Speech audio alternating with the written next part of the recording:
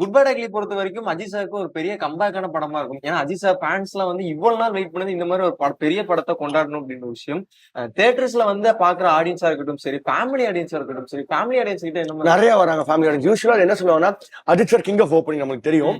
So வந்து family audience விட ரசிகர்கள் அதிகமா வருவாங்கன்னு சொல்லி ஒரு எப்பவுமே ஒண்ணு இருக்கும் அஜித் சார் படத்துக்கு.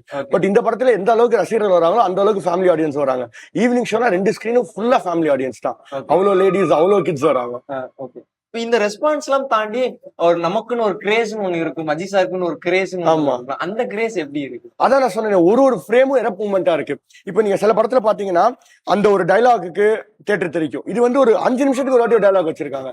அதுவும் இன்ட்ரோல் பிளாக் நான் ரிவீல் பண்ணக்கூடாதுன்னு இல்ல, நான் இப்ப சொல்லக்கூடாது. பட் இன்ட்ரோல் பிளாக்லாம் இப்படி இருக்கு அந்த டைலாக் அஜித் சார் சொல்லுவாங்க. இதே சேம் டைம் லாஸ்ட் டைம்ல வந்து விடாமுயற்சி படமும் ரிலீஸ் ஆயிடுச்சு.